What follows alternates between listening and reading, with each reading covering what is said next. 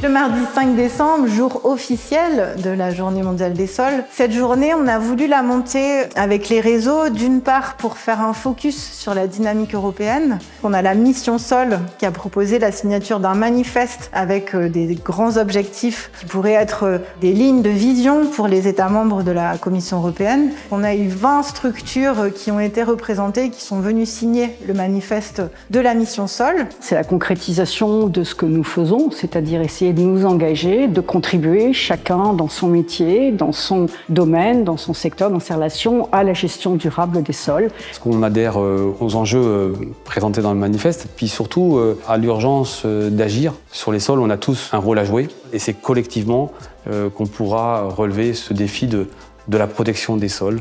Et puis en parallèle, au niveau européen, on a les discussions en cours sur la mise en place d'une directive cadre. Et Mirko Barbero de la Commission européenne est venu nous présenter les grands objectifs de cette directive cadre et échanger avec les participants.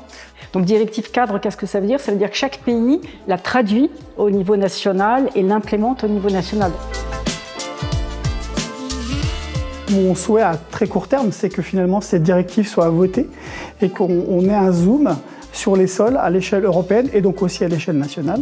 Vraiment que tout le monde prenne conscience qu'il y a une vraie urgence et un vrai enjeu à parler des sols et à prendre conscience qu'il faut agir rapidement pour les protéger. Et que chacun prenne conscience de la nécessité de protéger les sols pour les générations futures. Et qu'on passe véritablement à des actions concrètes de préservation des sols, quels qu'ils soient, les sols agricoles, les sols forestiers, les sols urbains. De la même manière que tout le monde s'intéresse au changement climatique, que tout le monde s'intéresse également au sol. C'est la connaissance qui fait qu'on respecte notre environnement, qu'on respecte la nature dans laquelle on évolue.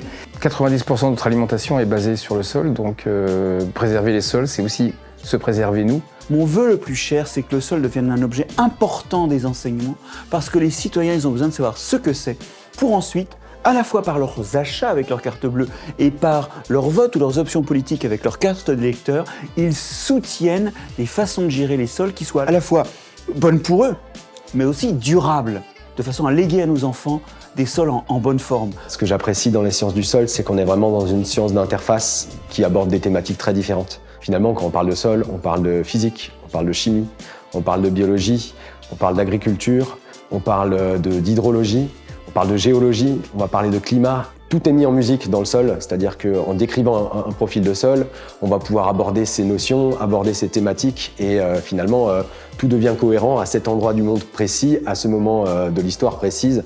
Voilà ce qu'on observe qui est relatif à tous les processus qui nous ont emmenés jusque-là. On a 70% de nos sols qui sont dégradés en Europe. Eh ben, faut arrêter ça, faut cesser de l'artificialiser, cesser de dégrader la biodiversité, dégrader la santé. Donc préservons nos sols. Pensez-y, ils seront partie de notre vie.